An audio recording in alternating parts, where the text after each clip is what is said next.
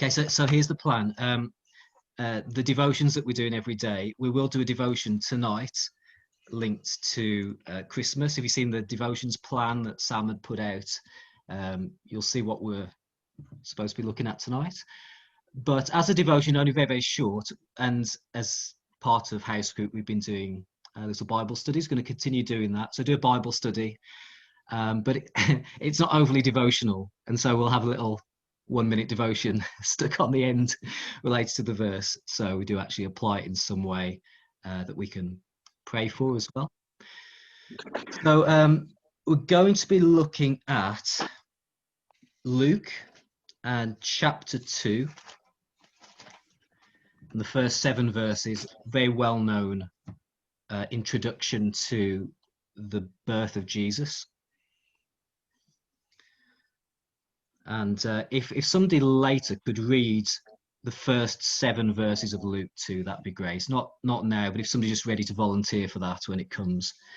So it would just be good just to read it carefully and make sure we understand it. So I'm going to show you, if you haven't seen yet, I'll show you the Advent calendar that's been designed for us. So hopefully you can see that on the screen. It's quite big, this Advent calendar. It's been painted by Sam Breeze, and she's had a couple of helpers as well to do it. So if you're able to come to church on Sunday, you'll actually be able to see it in person.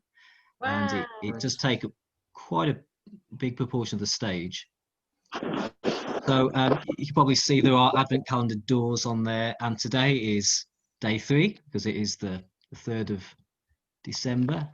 So there is our door number 3, and she somehow managed it that the thing that is behind the door is also somewhere in front of the door as well, or at least very close by. So she designed the picture so that what's inside matches what's outside. And inside we have got what Luke says in Luke chapter 2, that Jesus was laid in a manger, in Luke 2 verse 7, I think. So I'm going to think about this for a moment, and just do a little bit of Bible study around those first 7 verses. Then I'll just do a very brief devotion, thinking about the verse that Sam's particularly given us to look at. It's really important when we're reading the Bible to pay really careful attention to what it does say and what it doesn't say, because perhaps so often we have images in our heads of what a Bible story looks like and what really happens, but when we actually read the Bible, sometimes we find out that some of the things we thought happened actually weren't in there, and there were things in there that we actually never noticed before. It's important because if we get the details of the story wrong, potentially we could get the message wrong and misunderstand. I'll just give some classic examples. So in the story of Samson and Delilah, for example, it's not Delilah who cut Samson's hair. As much as that's often the picture. Does anybody know who cut Samson's hair? You don't know from the story.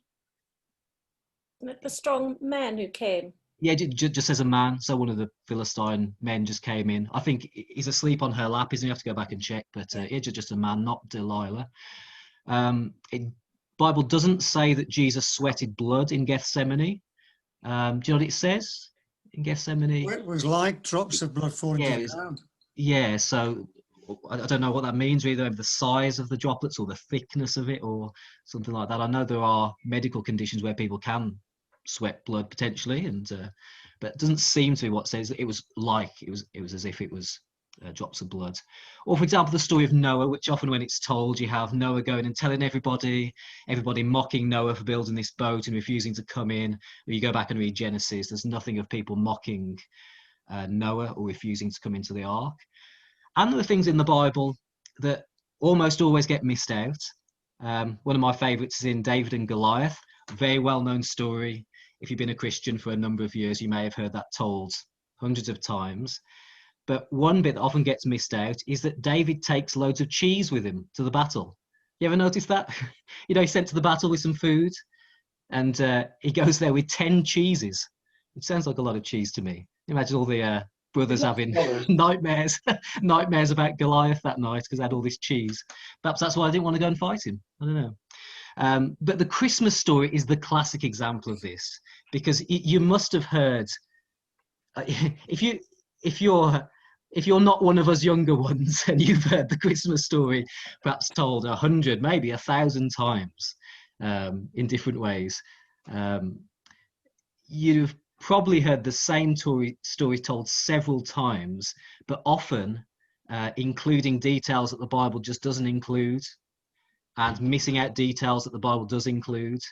And some of those things you might think, well, it doesn't really matter that much, but it is an important principle. Make sure you get exactly what the Bible is and isn't saying. Okay. So I want to just show you, if I just share my screen again, be able to see on here. By the way, I don't have many questions during this, so if you want to just speak up, please just interject and shout and say something. It's absolutely fine. If you want to just give me some pushback or or ask a question or something like that, that's honestly fine. So here's the classic story. If you've been to 100 nativities, I reckon 95 out of 100 tell this story, right? So Gabriel visits Mary, then an angel, we're not told it's Gabriel, an angel visits Joseph in a dream. Then Mary and Joseph go to Bethlehem on a donkey. The innkeepers tell them there's no room. They have to stay in a stable. They place Jesus in a manger. The angels visit the shepherds.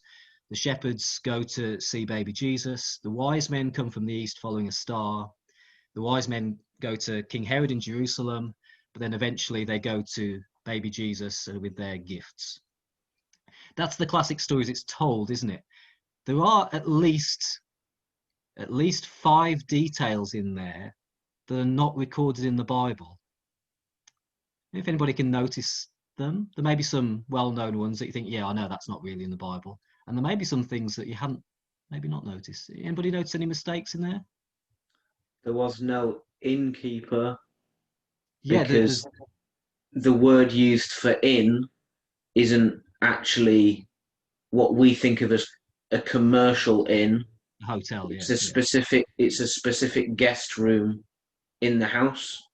Yeah. So then also they don't stay in a stable. They stay in a storage room which is lower down in the house, which would have been cleared out for the census.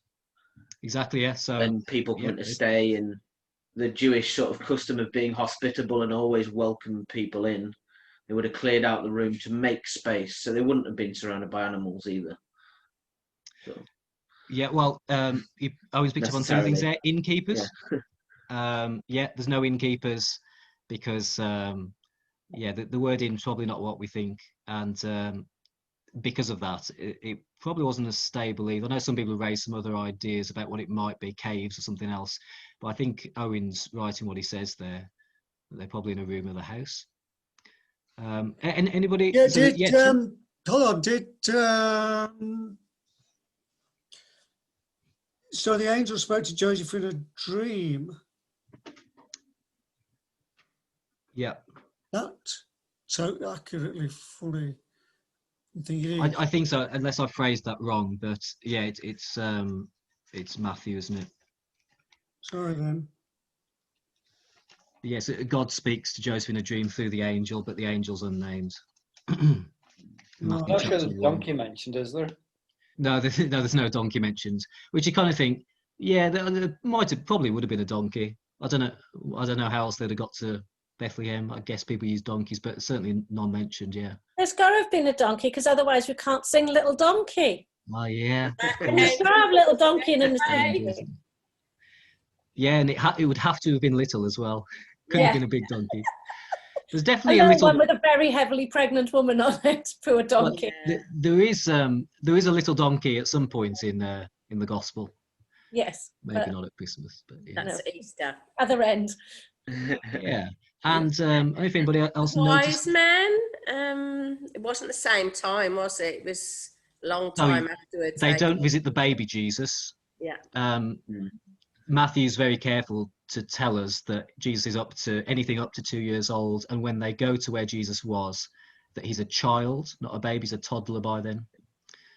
Yeah, because King Herod orders the death of every child 2 years and younger. Yeah. And the last one I'll just show you, I don't know if the 5th one's a bit harder to get. So there's no donkey, innkeeper's stable. Jesus wasn't a baby by then. And the wise men don't come following a star from the east.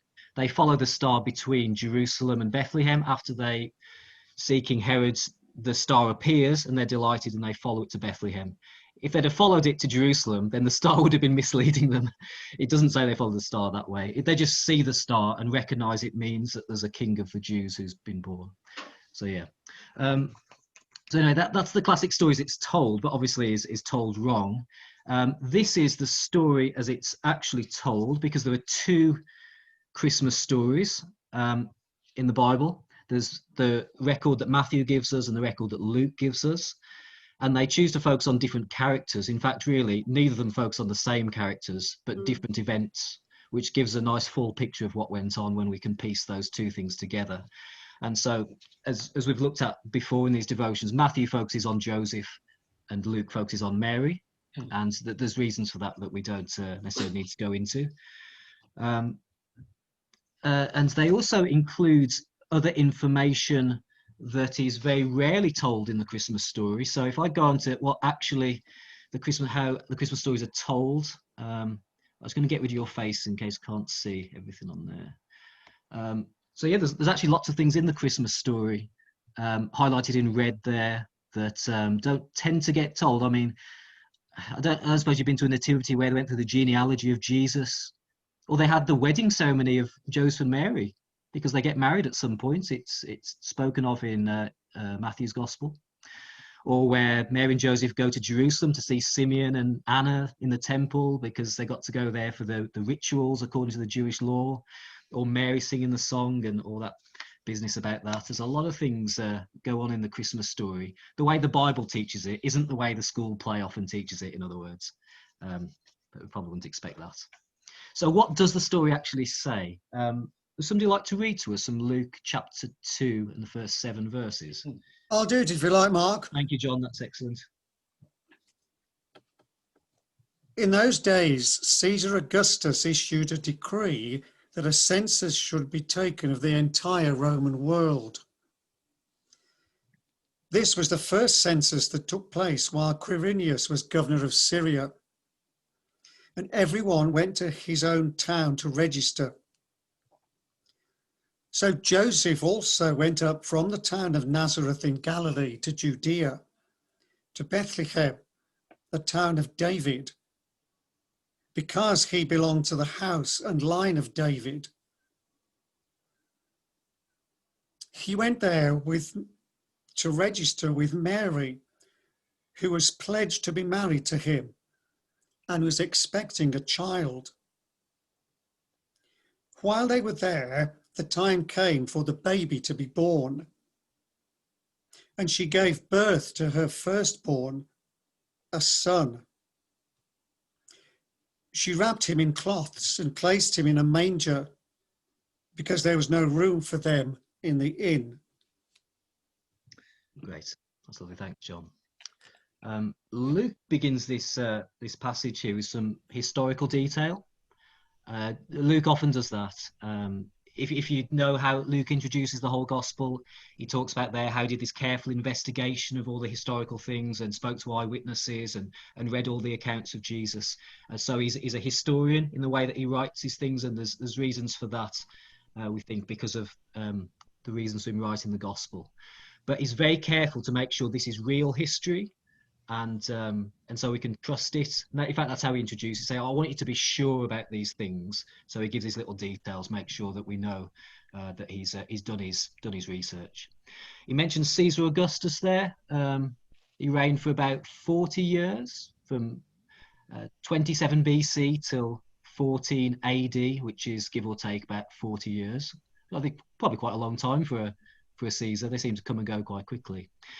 There is historical evidence to suggest there were censuses taken every 14 years, which is perhaps why Luke tries to indicate which census it was. He says this guy Quirinius is governor over Syria, and this is the first census during that time. Luke mentions everybody had to go to their own town of birth, which is why Mary and Joseph go to Bethlehem, because Joseph is from that town. But critics of the Bible have often mocked this and said, well, here's where we can't trust the Bible, you see, because surely that couldn't have happened. You imagine telling everybody in the Roman Empire to go back to their hometown, that'd be absolute chaos. There's no way that could have practically worked. So some critics have suggested Luke has invented this just as a way of getting Mary and Joseph to Bethlehem, because that's where the Old Testament said Jesus would be born.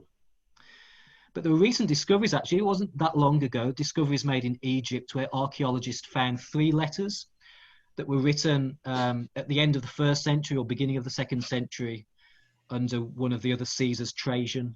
And in those letters, it writes to the chief governor of Egypt and says, because of the approaching census, it is necessary for all those living, for whatever reason, away from their own homes, that they should at once prepare to return to their own governments, those their own local council, if you like, in order that they may complete the family administration for the census.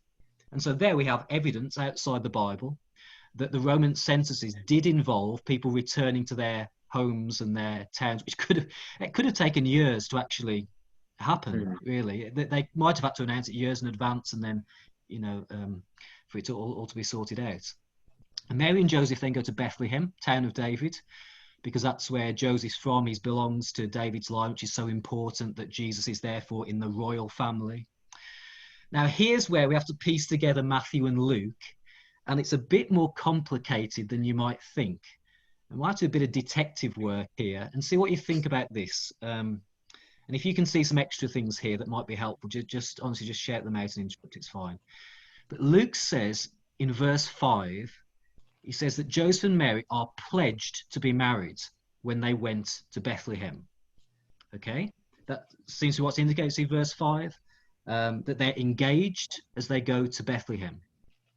But in Matthew's gospel, he says that Mary and Joseph got married after the angel appeared to Joseph in a dream, and that when he woke up, he took Mary home as his wife. So if they're only engaged when they went to Bethlehem, that suggests that Joseph does not know Mary is pregnant until after they arrive in Bethlehem, because as soon as Joseph finds out, they get married and he takes her home to be his wife. And if Joseph and Mary in Bethlehem when Joseph finds out, well, what is the home that he takes Mary into when they get married? It's some of the questions that the text raises when you start to piece them together. So I want to try and piece these together with the information that we're given. If you think, no, you've got it all wrong there, Mark, you're just missing this, it's very simple, really, then just honestly shout up. But in Luke chapter 1, Mary finds out that she's about to become pregnant. The angel Gabriel says, you will conceive in the future. She goes to see her cousin Elizabeth. She dashes off to the Judean hillside. She's not that far from Bethlehem, I suppose. She stays there for 3 months with her cousin. And then she returns to Nazareth to be with Joseph. So here Joseph, he hasn't been around for the first 3 months of her pregnancy. He's missed all the morning sickness. He hasn't seen all the signs of pregnancy, okay? So he's got off pretty lightly, as far as I can remember what the first 3 months of Katie's pregnancies were like. And of course, they would have worn fairly loose-fitting clothes as well. So 3 months in, nobody's seeing any baby bumps. So if she wants to hide the fact that she's pregnant, which may be why she's gone off to see her cousin, remember she's a virgin, she's unmarried, and so she goes to perhaps stay in secret with her cousin, who is also pregnant. Then we're told they travel to Bethlehem for the census, still engaged, and it's possible Joseph doesn't know yet. I think if we piece these together right, I think there's a good chance he doesn't know. So perhaps the pictures of Mary on the donkey about to burst and the water's about to break, maybe that's a bit, a bit too far forward. Joseph, we're told, finds out Mary's pregnant. Says she was found to be pregnant, which may indicate that the baby bump was showing, that the signs were showing. And the angel confirms it then with Joseph in a dream, because he's worried, thinking, should I break off the engagement? Has Mary been unfaithful? The angel comes and says, no, this is God's doing here. This is God's work. Take her home to be your wife. So he says he got up and took her home to be his wife. So it's quite possible they're in Bethlehem by now while this is all happening. That Joseph takes Mary into his home to get married. But what home? Especially if they're in Bethlehem. Didn't they come from Nazareth? Well, no, Joseph came from Bethlehem. In fact, that's the point of the story, isn't it? And therefore, it's likely that he had a family home in Bethlehem. Which is why, I think, after they return from Egypt, maybe they have to go to Egypt to hide as refugees for a while because Herod's trying to kill Jesus. They return to Israel, and Matthew says they couldn't go back to Bethlehem because Herod's son is on the throne, a man by the name of Archelaus. So instead of going back to Bethlehem to live there, they go up to Nazareth. You might say, well, of course, well, why wouldn't they go to Nazareth? Didn't they come from Nazareth? But Matthew suggests that their first choice was to go back to Bethlehem, but they couldn't because of King Herod's son. So it seems more than likely they've got a house there. In fact, Matthew tells us that when the wise men found Jesus, anything up to 2 years after his birth, he was living in Bethlehem in a house. It says when they came to the house where Jesus was, where the child was, they found him with Mary and Joseph. So for anything up to 2 years, they lived in a house in Bethlehem, in Joseph's family house. I think that's the information we're being given. And it's possible, it's quite possible they were there for 6 months before, in Bethlehem, 6 months before Mary gave birth, and stayed there for months and months in the family home, maybe Joseph's parents' house or a house they'd had for a while where the wider family stayed, with a guest room for families to come and meet, as Owen was talking about there, the different rooms of the house. But here's the problem, even if you accept all that, here's the problem. If when Mary and Joseph go to Bethlehem, they go to Joseph's family house, then what's all this business about them going to an inn and them not being able to find any room? Well, if anybody can think of another place where an inn is mentioned in the Bible. In fact, there's another place where an inn is mentioned in Luke's Gospel. Does anybody know where it is? Good Samaritan. Yeah. It is, yeah. It's the story we've been looking at over the last couple of house groups in the Good Samaritan, yeah. Where it goes, we definitely do have an inn and an innkeeper in the Good Samaritan story that we actually, and there we have a donkey as well, don't we? But so the Christmas story is told by the Nativity. It's a bit of a mixture of the Good Samaritan and Luke chapter 2. But you see, that's definitely an inn, isn't it? They got the Samaritan takes this injured man and he takes him to this innkeeper, says, you look after him, I'll pay, and you give him food and medicine or whatever. That's definitely an inn in the sense of a hotel where somebody could stay for a few nights. But that is not the word that Luke uses in Luke chapter 2 for the inn there. Obviously, Luke's not writing in English. This is translated for us. That's not the inn in terms of a hotel. That's not the kind of a place that would have an innkeeper. In the Christmas story, it's a different kind of inn. It's a different word. It's the same words that's used later in the Gospels of the upper room. Remember, Jesus washed the disciples' feet and they celebrate the Passover in an upper room, in a guest room. So in houses, you'd have, Owen was talking earlier, you've got an upper room, and that would normally be cleared out so that family could stay there. That's where you'd live. It'd probably be warmer upstairs and downstairs. And you'd perhaps eat there, perhaps sleep there and do different things upstairs. That'd be the family room, the upper room, the inn, as it's sometimes translated here. In fact, let me just share something on the screen for you so you can have a little look. Like in Ben-Hur. Sorry, say that again, Del. Like in Ben-Hur, if you've ever watched the film Ben-Hur, when he goes home, that house with the family living upstairs. Yes, yeah. In fact, there's nice connections, isn't there, with Jesus in Ben-Hur, isn't it? It's quite a spiritual film, isn't it? But yeah, obviously not all houses would have looked the same. This is something of reconstruction. But you'd have, in a simple Jewish house, you might have had something like this with an upper room. Family does their business upstairs.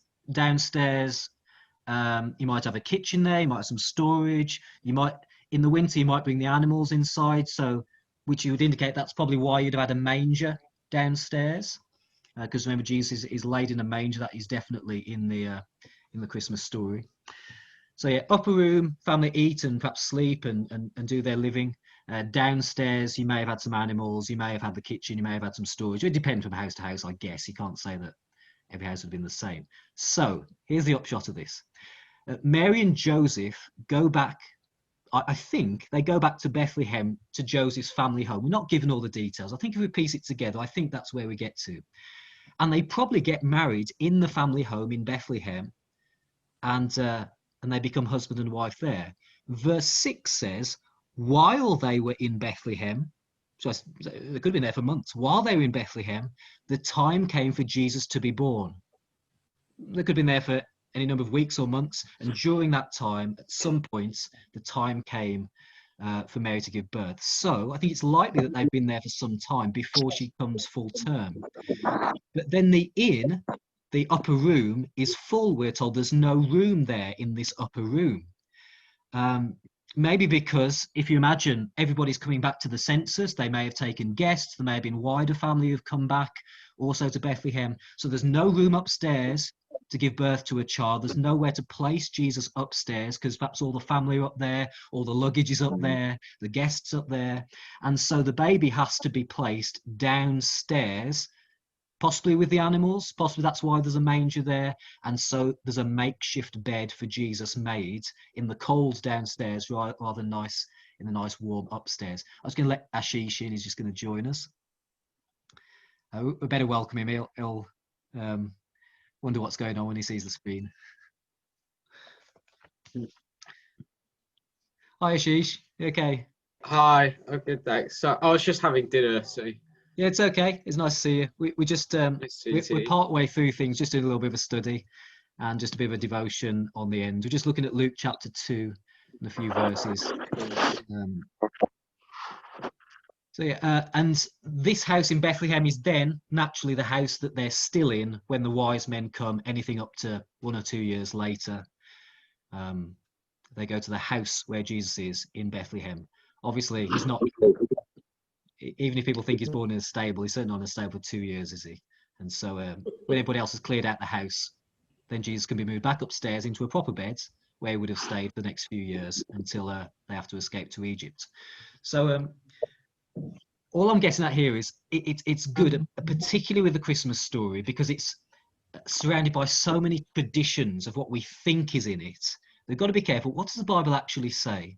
Because we so easily just slip into assumptions and traditions about what we think it says. Always good to examine what is included, what isn't. Am I making assumptions about things? Because potentially I might be missing the point of the story.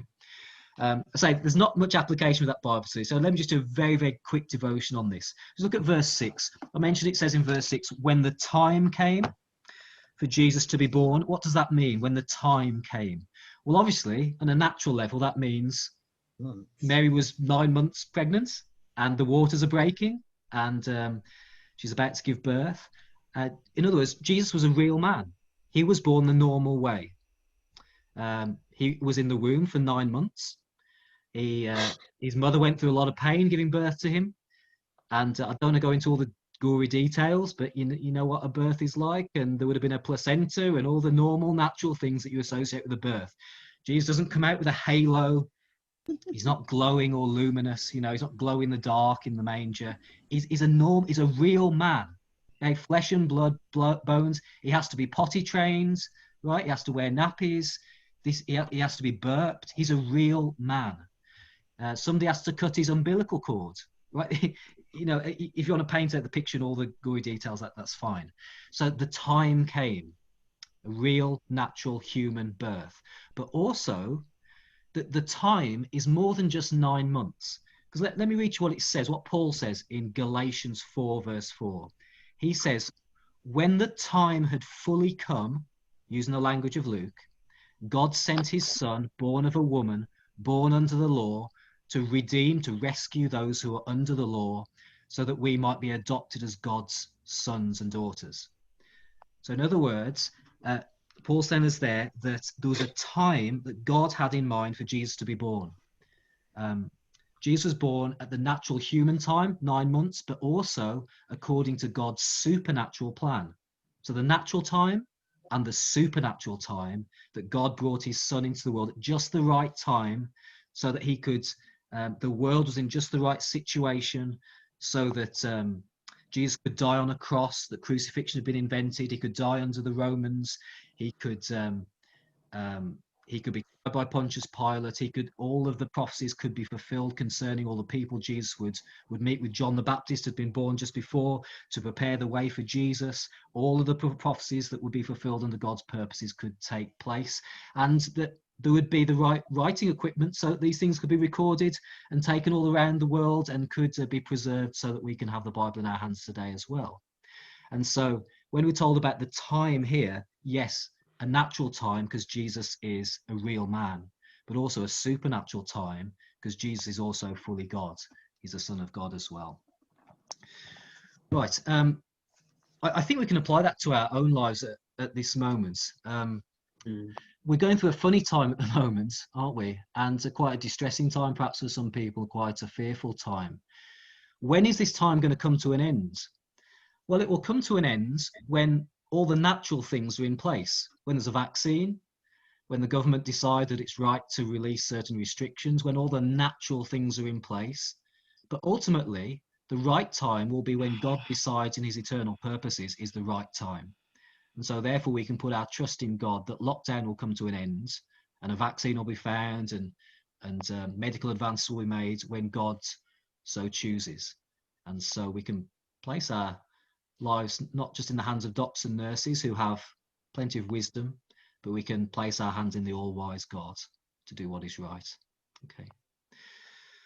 Has anybody got any questions or about? So I threw out loads of information. I know it's not easy to interrupt if we're going through a study like that. If anybody's got any questions, please do say. Can I just offer something to help maybe get round just the stuff in verse 5 about the marriage thing? Yeah. Because I'd looked at it fairly recently in some of my lectures. Oh, great. Good. The binding of marriage and pledge to be married is similar language. It's generally a term of like around a year in Jewish culture where they're pledged to be married and they sort of live in, you know, that kind of period before the marriage like is fully it's sealed almost. And then there was another concept of the Jewish housing. You'd have so the parents' house would be on the end, and then when people got married, the boys would then build an attachment of their house on the end. And so you'd end up with this courtyard fixture, and the marriage would be completed once their house was finished being built. And so that time of, he probably would have had a second home in Bethlehem, but it would have been possibly being built and attached to the family home area in this formation. Yeah, that could certainly make sense of it, couldn't it? If they could be staying in this attached house, because they're much more family oriented, aren't they? These kind of communities, wider family staying close. When you look at the original language, the room is like a guest room, and like we said, the upper room and stuff like that. But I think it opens the Christmas story up so much to, like, it's not like this amazing king, like our savior, being born in like the worst circumstances, surrounded by animals in all this dirt or whatever. It actually makes it much more family orientated. Like they've made room for family because it's this massive custom to welcome people in and look after them really well. Yeah. Yeah. And it seems you could hire out these guest rooms upstairs, because that's what Jesus seems to do later on. Where say, go and find an inn, go and find an upper room that we can stay in. You know, if you get your family friends, your contacts in Jerusalem, and they'll find somewhere you can hire out. Much more hospitable, perhaps, than we are. Yeah. Right. Yeah. Thanks, Owen. It's very much the Spanish concept of mum and dad got a house, and then they build on for the son or daughter that gets married. Yeah. And in the older style, it was the like courtyard shape as well. So, Oh, really? Mm-hmm. Yeah. Oh, just to say what Owen mentioned there about the engagements are a lot stronger, because otherwise it says about Joseph was pledged to be married in Matthew. It says he pledged to be married to Mary, but when he finds out he thinks she's been unfaithful, that she's pregnant, it says he has in mind to divorce her. Oh, we'd divorce someone if they're engaged. But no, in that culture they'd have to have a certificate of divorce to break off the pledge, because it's a promise. You see, you're making a pledge, it's an arrangement. So yes, it's a much more serious, the engagement. Yeah, betrothal. It's a stronger word, isn't it? I think Yes. we used to think of engagement being something very strong as well before. It's Yeah. perhaps been watered down a lot in our culture now. Sure, yeah. Yeah, it's far more committed. Yeah. Like you are all together, apart from a few aspects, and then once you've gone through this period, everything else comes. There used to be a law called breach of promise here. True. And that's what it was. Yeah, Yeah. exactly, yeah. We did take it a lot more seriously, but I mean, it's eroded as the church has lost followers, and it's a shame. Yeah. I think the idea of somebody giving you their word was quite a strong thing, Yeah. isn't it? It was. Yeah. Right. Oh, thank you. That was really helpful, Owen. No worries. That's great. Well, Sam had put down there, actually that links in quite nicely, because Sam had put down for us to pray to remember those who are perhaps on their own, or those who don't have homes. And we think about this, what was probably quite a family affair here, with all things going on. Not everybody has that blessing and privilege. As a church, we have a chance to have a sort of a family togetherness about us, and that's good. But not everybody has that blessing and privilege. And so we just perhaps spend, if a couple could lead us in prayer, we'll just give thanks for the blessings of church family and pray for those who are on their own at this time. And obviously homelessness is also a big issue in our town as well. And there will be people who not only have no family, but have no home over Christmas as well. And just be good to remember those as the Bible encourages to do so. So just a couple of leaders in prayer, then I'll close in a moment.